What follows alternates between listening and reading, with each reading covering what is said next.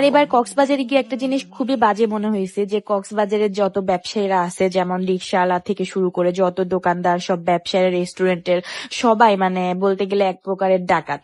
আপনার হচ্ছে যেখান থেকে ভাড়া আপনার 20 টাকা বা 30 টাকা সেখানে 60, 70, 80, 100 টাকা পর্যন্ত চেয়ে বসে বা সেটা নেয় জোরদাবস্তি করে কিন্তু সেটা নিয়ে বসে। এই জিনিসগুলো আসলে ঠিক না, এই জিনিসগুলো আসলে আমার কাছে খুবই খারাপ লাগছে। আর আমরা এই 10-11 দিনের ট্যুরে যত টাকা খরচ করছি মানে 2 বেলা খাওয়া দাওয়া তারপর থাকা ঘোরাফেরা সবকিছু মিলায় আমার কাছে মনে হয়েছে যে আমরা দেশের বাইরে কোথাও এক জায়গা থেকে ঘুরে আসতে পারতাম। আসলে আপনাদেরকে বলি যারা ফ্যামিলিগতভাবে কক্সবাজার ট্যুরে যাওয়ার প্ল্যান করতেছেন তারা কিন্তু বাইরে খাবার কোনোভাবে কোনো প্ল্যান করবেন না। আপনারা পারলে বাসা থেকে আপনাদের খাবার দাবারে যত কিছু চাল ডাল যা যা রান্না করবেন 2 বেলা রাইস কুকার কারি কুকার বা কিছু একটা নিয়ে যাবেন, ওখানে গিয়ে রান্না করে খাবেন। কারণ আপনাদের 2 জনের যদি আপনারা এক বেলা ওখানে কিছু ভালো মন্দ খেতে চান তাহলে 2000 টাকা কস্ট পড়ে যাবে শুধু এক বেলা খাওয়া। তো নেক্সট যদি আমি কখনো কক্সবাজার যাই, সত্যি বলতেছি আমি কক্সবাজার যাওয়ার আগে বাসা থেকে যত খাবার দাবারে যত আইটেম আছে রান্না করার আমি রাইস কুকার কারি কুকার সবকিছু নিয়ে যাব, ওইখানে গিয়ে রান্না করে খাবো, তারপর আমি বাইরে খাবো। তো এবারের কক্সবাজার ট্যুরে আমার কাছে মনে হয়েছে কক্সবাজার খুবই এক্সপেন্সিভ ভাই, বিশ্বাস করেন খাবার দাবার থাকা খাওয়া ঘোরাফেরা গাড়ি ভাড়া সবকিছু মিলাই খুবই এক্সপেন্সিভ। তারপরেও আপনাদের সবার উদ্দেশ্যে বলি যে আপনাদের এখন যতটুকু সামর্থ্য আছে আপনার ফ্যামিলিকে সাথে নিয়ে একটু ঘুরতে বের হন, সবাই মিলে একটু ভালো সময় কাটান। তো আজকের ভিডিওটা এই পর্যন্ত শেষ করবো, দেখা হয়েছে অন্য কোনো ভিডিওতে অন্য কোনো সময়, ততক্ষণ পর্যন্ত সবাই ভালো থাকবেন। Thank you so much for watching.